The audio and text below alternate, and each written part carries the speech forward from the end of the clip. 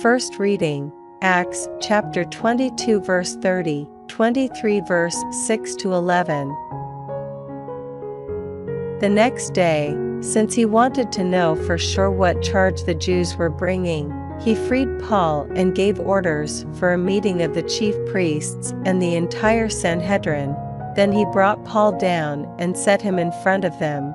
Now Paul was well aware that one party was made up of Sadducees and the other of Pharisees, so he called out in the Sanhedrin, "Brothers, I am a Pharisee and the son of Pharisees. It is for our hope in the resurrection of the dead that I am on trial." As soon as he said this, a dispute broke out between the Pharisees and Sadducees, and the assembly was split between the two parties. For the Sadducees say there is neither resurrection, nor angel, nor spirit, while the Pharisees accept all three. The shouting grew louder, and some of the scribes from the Pharisees' party stood up and protested strongly, "We find nothing wrong with this man.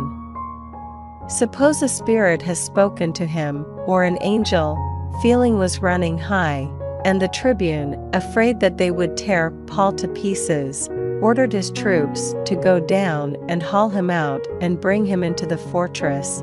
Next night, the Lord appeared to him and said, "Courage! You have borne witness for me in Jerusalem, now you must do the same in Rome." Responsorial Psalm, Psalms chapter 16 verse 1 to 2, 5, 7 to 8, 9 to 10, 11. In a quiet voice of David, protect me, O God, in you is my refuge. To Yahweh I say, you are my Lord, my happiness is in none, my birthright, my cup is Yahweh, you alone, hold my lot secure. I bless Yahweh who is my counselor, even at night my heart instructs me. I keep Yahweh before me always, for with him at my right hand, nothing can shake me. So my heart rejoices, my soul delights, my body too will rest. Secure, for you will not abandon me to Sheol, you cannot allow your faithful servant to see the abyss. You will teach me the path of life, unbounded joy in your presence, at your right hand delight forever. Gospel, John 17 verse 20 to 26. I pray not only for these, but also for those who through their teaching will come to believe in me. May they all be one, just as, Father, you are in me and I am in you, so that they also may be in us, so that the world may believe it was you who sent me. I have given them the glory you gave to me, that they may be one as we are one, with me in them and you in me.